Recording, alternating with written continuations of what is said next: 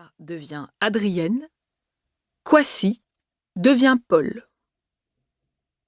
Je regarde la procureure et je me demande si mon intégration dans la société française peut être considérée comme réussie. Je regarde la procureure et je me demande ce que ça peut lui faire que mon prénom fasse bifurquer sa langue d'une voyelle. Ça l'écorche ? Ça lui fait une saignée ? Ou alors, elle a peur que je me glisse dans sa langue de procureur, le prénom comme cheval de Troie. Et une fois à l'intérieur, chic, un jaune d'œuf qui coule, poc, une fusée dans l'œil. Elle a peur que je la féconde, ouais. Elle a peur que je lui mette ma langue dans la sienne et de ce que ça ferait. Elle a peur de ses propres enfants, en fait. Franchement, si on se léchait les langues, ça serait tellement mieux. Un bon bésodrome de langue, ça détendrait tout le monde. Dans ma tête, il y a de la baise linguistique sur le banc de la salle d'audience du tribunal de Bobigny. La procureure dit « J'ai une dernière question pour votre cliente, maître. » Mon avocate s'écarte, je m'avance.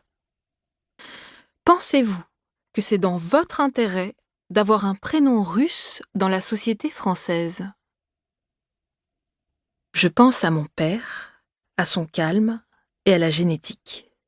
J'ai la même tête que mon père, la moustache en moins, mais je n'ai pas son calme. Le calme de mon père, je l'admire et je ne le comprends pas.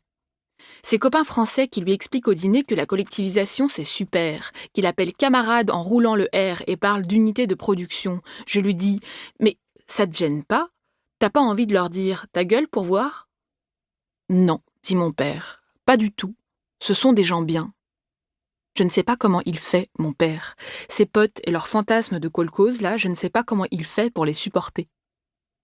Quand enfin les potes s'en vont, je lui demande « Mais comment tu fais ?» Il dit « Tu es maximaliste, ma fille. Il faut être plus tolérante. » Il a raison, mon père. Je ne suis pas tolérante. J'ai arrêté d'aller chez une copine qui a accroché sur son mur une image de Lissitsky.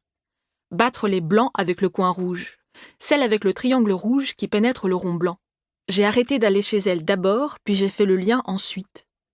Il faudrait que je lui dise, peut-être, il faudrait que je lui dise à ma pote que mon pays en sang accroché sur son mur, ça me gêne. Ça me gêne sa petite affiche de propagande dans le salon. Ma guerre civile en toile de fond pendant qu'on bouffe des apéricubes, ça me dérange. Il y a très longtemps, on avait déjà parlé de la Révolution d'octobre. C'était parti en vrille. Non mais attends, t'as pas le monopole de la Révolution d'octobre, c'est un événement mondial, il est à tout le monde. Attends, t'as un problème avec la Révolution d'octobre ? T'aimes pas Avrora ou quoi ? Les gars, elle aime pas Avrora. Non mais en fait t'es de droite, vas-y, dis-le que t'es de droite. Franchement, t'aimes pas Lénine, t'aimes pas Trotsky, t'as un problème avec le communisme, c'est obligé là, tu lis le Figaro. Les gars, elle lit le Figaro. Ou alors t'es une Russe blanche et t'oses pas le dire. Ah mais c'est ça, t'es une Romanov en fait. C'est une Romanov. Vas-y, tu t'appelles Anastasia, en fait. T'es la fille du tsar et t'aimes pas la révolution parce qu'on t'a pris tes bijoux. On lui a pris ses bijoux, alors elle est pas contente.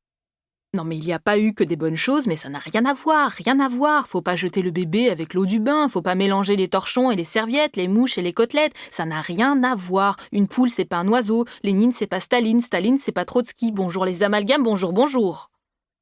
La procureure répète sa question. Le problème avec la rage, chez moi, c'est que pour agir, c'est bien, mais pour parler, c'est horrible.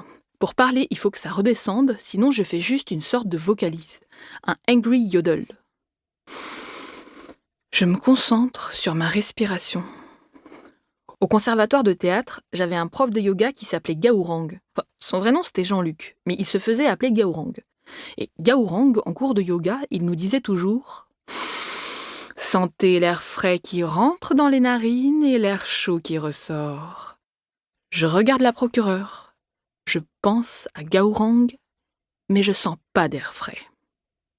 J'ouvre la bouche, je produis des sons. Je dis URSS, je dis juive, je dis cacher son nom. Je n'entends pas ce que je dis, mais j'entends ma voix, une octave plus grave qu'à la normale.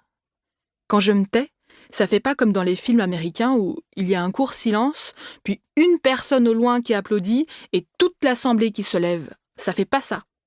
Ça fait juste la procureure qui dit à la magistrate « Ah, c'est intéressant, on a bien fait de la convoquer en audience. » Puis elle dit « Mettez-moi ça par écrit, en témoignage, et joignez-le au dossier, maître. » Mon avocate lui propose de se prononcer tout de suite, ne pas refaire un an de procédure, un autre renvoi, une autre audience.